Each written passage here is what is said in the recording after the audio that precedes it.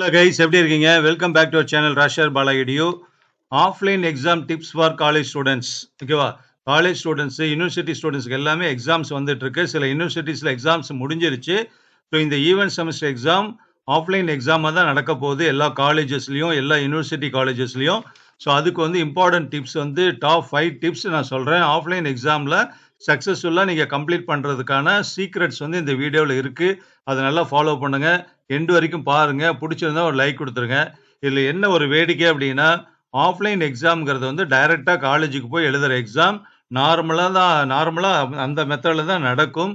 கொரோனானால தான் அது ஆஃப்லைனில் போய் திரும்ப நம்ம ஆன்லைன் எக்ஸாமுக்கு போயிட்டு திரும்ப ஆஃப்லைன் எக்ஸாமுக்கு வந்திருக்கிறதுனால இந்த டிப்ஸ் எல்லாம் தேவைப்படுது. அதனால் அது வந்து தேவையில்லாத ஒரு விஷயத்துக்காக நம்ம வந்து வீடியோ கொடுக்குறோமோ அப்படிங்கிறது கூட நான் ஒரு நிமிஷம் நான் யோசனை பண்ணேன்.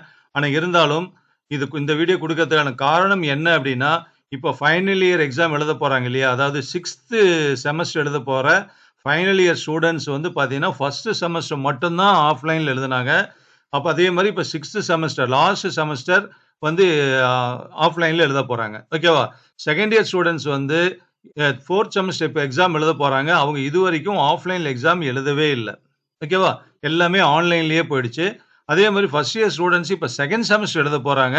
அவங்களுக்கும் வந்து பார்த்தீங்கன்னா, ஆஃப்லைனில் தான் நடந்தது. ஃபர்ஸ்ட் செமஸ்டர் ஆன்லைனில் தான் நடந்தது. ஆஃப்லைனில் நடக்கலை. ஓகேவா? ஸோ இது மாதிரியான பிரச்சனைகள் இருக்கிறதுனால ஆஃப்லைன் எக்ஸாம்ஸ் வந்து எப்படி எழுதணும் அப்படிங்கிறதே நிறைய ஸ்டூடெண்ட்ஸுக்கு தெரியாத விஷயமா இருக்குது. ஸோ அதை கிளியர் பண்ணுறதுக்காகவும், நல்ல சக்ஸஸ்ஃபுல்லாக ஆன்லைன் எக்ஸாமில் நல்ல ஸ்கோர் மார்க் வாங்கி நீங்கள் எக்ஸாம் பாஸ் பண்ணுறதுக்கு உண்டான விஷயம் தான் இந்த வீடியோவில் பார்க்க போகிறோம். ஓகேவா? ஸோ இவ்வளோ தூரம் இன்ட்ரோடக்ஷன் கொடுக்க வேண்டியதாக இருக்குது. சரி, பரவாயில்ல. ஓகே, ஃபஸ்ட்டு பாயிண்ட் என்னன்னா, first tips for success in offline exam for all college students என்ன அப்படின்னா, நல்லா படிக்கணும். Study well. நல்லா படிங்க. ஏன்னா ஆன்லைன் எக்ஸாம் அப்படிங்கிறப்ப நீங்கள் எப்படி எழுதியிருப்பீங்க அப்படிங்கிறது வந்து உங்களுக்கே எல்லாத்துக்கும் தெரியும். புக்கு இருக்கோ இல்லையோ, மெட்டீரியல் இருக்கோ இல்லையோ, யாராவது வாட்ஸ்அப்பில் அனுப்புகிறாங்க, அல்லது வீட்டில் என்ன புக் இருக்கோ, என்ன மெட்டீரியல் இருக்கோ, அதுவும் வாட்ஸ்அப்பில் தான் இருக்குது. சாஃப்ட் காப்பியாக இருக்குது. அதை பார்த்து எழுதி எப்படியோ நம்ம வந்து அப்லோட் பண்ணி கொஸ்டின் பேப்பர்லாம் டவுன்லோட் பண்ணி ஆன்சர் அப்லோட் பண்ணி எப்படியோ எல்லாமே பாஸ் பண்ணியிருப்பீங்க. பார்த்து எழுதியிருப்பீங்க. ஸோ அந்த சிஸ்டம் இது கிடையாது. நீங்கள் போய் எக்ஸாம் ஹாலுக்கு போனீங்கன்னா ஆன்சர் ஷீட் கொடுத்துருவாங்க. அந்த ஆன்சர் ஷீட்டில் நீங்கள் வந்து உங்கள் ஆன்சர் எழுதணும். புக்கோ மெட்டீரியலோ பிட்டோ எதுவுமே இல்லாமல் பார்க்காம நீங்கள் ஓனாக எழுதணும். அப்படிங்கிறப்ப நீங்கள் நல்லா படித்தாதான் பண்ண முடியும். So first important point syllabus வச்சுக்கிட்டு, சிலபஸில் எதெல்லாம் இம்பார்ட்டன்ட் ஏரியான்னு பாடம் நடத்துகிறப்ப சொல்லியிருப்பாங்க. அல்லது இப்போ கூட ஒன்றும் அவசரம் இல்லை. இனிமேல் தான் எக்ஸாம் ஸ்டார்ட் ஆகுது நிறைய யூனிவர்சிட்டி காலேஜஸில். அப்போ நீங்கள் அந்த உங்கள் கன்சர்ன் ஸ்டாஃபை கேட்டு இம்பார்ட்டன்ட் கொஸ்டின்ஸ் எல்லாம் அது சிலபஸ்லேருந்து கேட்டு தெரிஞ்சு வச்சுக்கிட்டு அந்த கொஸ்டின்ஸ் எல்லாமே நல்லா படிச்சிருங்க. படிக்கிறது மட்டும் பத்தாது, நல்லா ரிவிஷன் பண்ணணும். ஓகேவா? ஸோ எக்ஸாமுக்கு மொதல் நாள் நீங்கள் படித்த அத்தனை கொஸ்டினையும் ரிவிஷன் பண்ணிடுங்க. எதையுமே ஒமிட் பண்ண வேண்டாம். ரிவிஷன் பண்ணாமல் விட வேண்டாம். அதே நேரத்தில் புதுசாகவும் படிக்க வேண்டாம். ஓகேவா? இதான் ஃபஸ்ட்டு பாயிண்ட் நான் சொல்லக்கூடியது. நல்லா படிங்க, நல்லா ரிவிஷன் பாருங்க. ஓகேவா? அடுத்து 2வது வந்து டைம் மேனேஜ்மெண்ட். டைம் மேனேஜ்மெண்ட் வந்து ரொம்ப ரொம்ப இம்பார்ட்டன்ட். ஸோ அதுதான் ஆஃப்லைன் எக்ஸாமில் வந்து உங்களுக்கு சக்ஸஸ் கொடுக்கும். டைம் மேனேஜ்மெண்ட் அப்படிங்கிறது 3 பாயிண்டில், அதாவது எக்ஸாம் ஹாலுக்கு வரதுக்கு முன்னாடி, அதே மாதிரி எக்ஸாம் எழுதுறப்போ, அதுக்கப்புறம் எக்ஸாம் முடிக்கிற நேரத்தில், ஓகேவா? After exam. ஸோ இது எல்லாமே வந்து கண்டிப்பாக மேனேஜ் பண்ணணும்.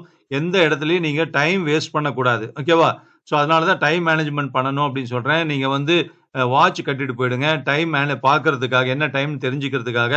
Mobile phone not allowed. அதனால் மொபைல் ஃபோன்லேயே நாம் வந்து கேல்குலேட்டரு, கேலண்டரு, டைமிங்கு, டேட்டு இல்லையா, எல்லாமே பார்த்து பழக்கப்படுத்திட்டோம். அதனால் நீங்கள் வந்து வீட்டில் யார்கிட்ட இருக்கோ அவங்க வாட்ச் ஒன்று கட்டிட்டு போயிடுங்க. அதை தான் பார்த்து டைம் மேனேஜ்மெண்ட் பண்ண முடியும்.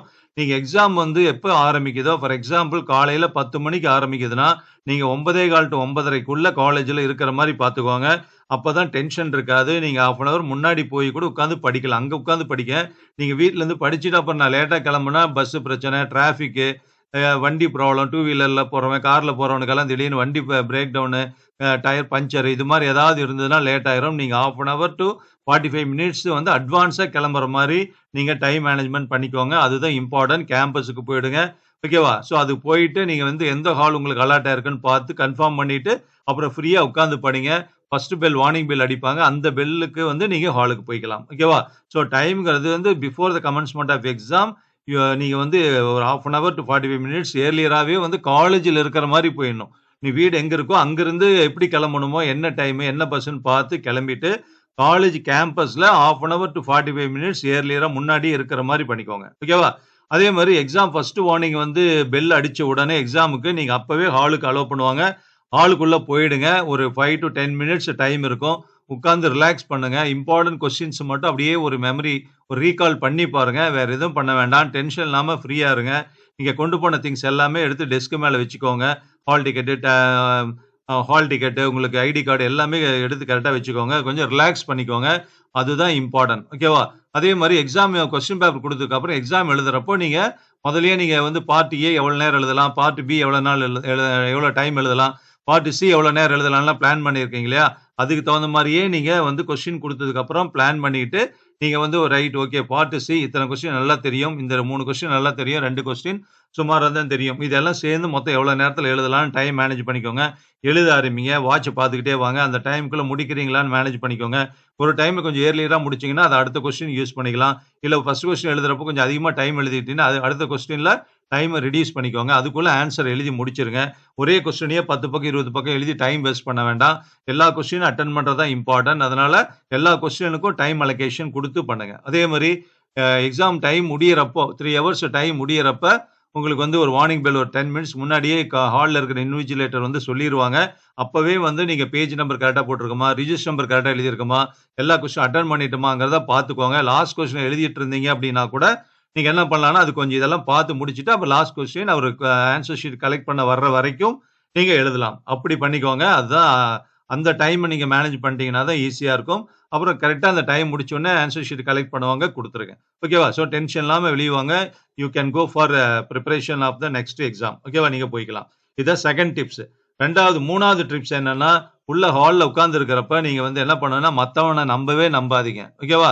பின்னாடி திரும்பி பார்க்கிறது, முன்னாடி பார்க்கிறது, அங்க பார்க்கிறது, சுத்தி முத்தியும் பார்க்கிறது. ஸோ அதனால யூ டோன்ட் சீ அதர்ஸ். இதான் 3வது டிப்ஸ். யாரையும் திரும்பி பார்க்காதீங்க. பார்க்காதீங்க. அவன் நல்லா எழுதிட்டு இருந்த மாரி இருந்ததுன்னா, ஐயோ! நம்ம நல்லா எழுதலையேன்னு தெரியும். அல்லது ஒருத்தன் ஒண்ணுமே தெரியாம வந்து முழிச்சுட்டு உட்கார்ந்து இருந்தான்னா, உங்கள கேட்கறதுக்காக ஜாட ஏதாவது பண்ணுவான். நீங்க அதுக்கு டைம் ஸ்பெண்ட் பண்ணிட்டு இருப்பீங்க. அல்லது அவன கான்சன்ட்ரேட் பண்ணுவீங்க. அப்ப அவனுக்கு ஏதாவது ஹெல்ப் பண்ணலாமோன்னு தோணும். So you waste your time. ஓகேவா? You don't waste your time. அதனால அதெல்லாம் பார்க்காதீங்க. யாரையும் பார்க்காதீங்க. எல்லாம் நம்ம கிளாஸ் உங்க கிளாஸ் பசங்க தான் எழுதுவாங்க. ஒரு 10, 15 பேர் ஒரே ஹால்ல தான் இருப்பாங்க. அதனால உங்கள தான் நீங்க பார்க்கணும். அவன பார்த்துக்குவான். நீங்க சுத்தி பார்த்திருந்தீங்கன்னா, அது மால் பிராக்டிஸ்க்கும் வழிவகுக்கும். அதே நேரத்துல உங்க டைமும் வேஸ்ட் ஆயிரும். அதனால அதே மாரி இன்னொருத்தன ஆன்சர் சொல்லுவான் அல்லது அவன் ஏதாவது மார்க் பண்ணி தருவான். அல்லது 1 மார்க் கொஸ்டின்க்கெல்லாம் மல்டிபிள் சாய்ஸ் கொஸ்டினுக்கு ஆன்சர் சொல்லுவான். இது ஏ, இது சி, இது டின்னு ஏதாவது ஜாட காமிப்பான். அத பார்த்து எழுதிக்கலாங்கிற மாரி இருந்தாலும் உங்களுக்கு டைம் வேஸ்ட் ஆயிரும். அதுக்காக தான் மத்தவங்க யாரையுமே பார்க்காதீங்கன்னு சொல்றேன். நீங்க உங்கள நம்பி எக்ஸாம் எழுதுங்க. என்ன தெரியுதோ அது எழுதுங்க. நல்ல மார்க் வரும். கண்டிப்பா நல்ல மார்க்கோடவே பாஸ் பண்ண முடியும். 3 டிப்ஸ் சொல்லியிருக்கேன். 4வது டிப்ஸ் வந்து பார்த்தீங்கன்னா, you don't forget to bring the essential things. நீங்க எக்ஸாம் ஹாலுக்கு என்ன எடுத்துட்டு போணுமோ, முக்கியமா எடுத்துட்டு போ வேண்டிய எந்த விஷயத்தையும் மறந்துறாதீங்க. அதே மாரி எடுத்துட்டு போகக்கூடாத விஷயத்தையும் வந்து விட்டுட்டு போங்க. முக்கியமா வந்து mobile phone. So mobile phone வந்து not allowed into the examination hall. Mobile phone எடுத்துட்டு போகாதீங்க. வெளிய வச்சுட்டு போனீங்கன்னா மிஸ் ஆயிட்டறதுக்கும் வாய்ப்பு இருக்கு. ஸோ அதனால நீங்க எடுத்துட்டே போகாதீங்க. ஃப்ரீயா இருங்க. எக்ஸாம் மட்டும் கான்சன்ட்ரேட் பண்ணுங்க. நீங்க வந்து ஹால் டிக்கெட் கண்டிப்பா வேணும். அலோவ் பண்ண மாட்டாங்க. இல்லன்னா ஹால் டிக்கெட் எடுத்துட்டு போங்க. ஐடி கார்டு கழுத்துல மாட்டிக்கோங்க. அது கண்டிப்பா இந்த 2மே இம்பார்ட்டன்ட். அதே மாரி பென்னு பிளாக் ஆர் ப்ளூல வந்து நீங்க எழுதுங்க. அண்டர்லைன் பண்றது இதெல்லாம் பென்சில்ல கூட அண்டர்லைன் பண்ணலாம். அல்லது ப்ளூல எழுதிருந்தீங்கன்னா பிளாக்ல அண்டர்லைன் பண்ணுங்க. சப்மிட்டிங் எல்லாம். அல்லது பிளாக்ல எழுதினீங்கன்னா ப்ளூல அண்டர்லைன் பண்ணுங்க. வேற கலர் மார்க் அல்லது கலர் பென் எல்லாம் யூஸ் பண்ண வேண்டாம். பிங்கோ, ரெட்டோ, கிரீனோ இதெல்லாம் எதுவுமே யூஸ் பண்ண வேண்டாம். ஸோ அதே மாரி பென்சில் வேணும்னா பென்சில் எடுத்துக்கோங்க. ஷார்ப்னர் எடுத்துக்கோங்க. 2 அல்லது 3 பேனா எடுத்துக்கோங்க. எழுதுறதுக்கு. அப்புறம் ஸ்கேல் எடுத்துக்கோங்க. பர்ட்டிகுலரா கால்குலேட்டர் எடுத்துட்டு போங்க. கால்குலேட்டர் எல்லாமே கிளாஸ்ல இருந்து எல்லாமே மொபைல்லயே கால்குலேட் பண்ணி பழகியிருக்கீங்க. ஸோ மேத்ஸ், ஸ்டாட்டிஸ்டிக்ஸ் அல்லது வந்து அக்கவுண்ட்ஸ் இது எதாக இருந்தாலும் கால்குலேட்டருக்கு அலோவ் பண்ணுவாங்க. ஸோ கால்குலேட்டர் செப்பரேட் கால்குலேட்டரா நீங்க எடுத்துட்டு போங்க. ஸோ இதெல்லாம் மறந்துறாதீங்க எடுத்துட்டு போறதுக்கு. ஏதாவது ஒண்ணு மறந்து உள்ள வந்து நீங்க பென்சில பக்கத்து பையன்ட்ட வாங்கிக்கலாம். பின்னாடி திரும்பி வாங்கிக்கலாம்னு அலோவ் பண்ண மாட்டாங்க. அதனால கால்குலேட்டர் இன்னொரு பையன்ட்ட வந்து வாங்க அலோவ் பண்ண மாட்டாங்க. அதனால அதெல்லாம் நீங்களே எடுத்துட்டு போங்க. அதெல்லாம் திரும்பி பார்த்தாலும் இன்னொருத்தன்ட்ட கேட்டுட்டு பண்ணிட்டு இருந்தாலும் உங்களுக்கு டைம் வேஸ்ட் ஆகும். ஒவ்வொரு நிமிஷமும் முக்கியமான நிமிஷம் ஆஃப்லைன் எக்ஸாம்ல. ஓகேவா? அடுத்து லாஸ்ட் டிப்ஸ் சொல்றேன். நீங்க ஆன்சர் பிரசன்ட் பண்றது. Presentation of your answer in the answer book. So answer booklet குடுத்துருவாங்க. அதுல தான் உங்க ஆன்சர் எழுதணும்.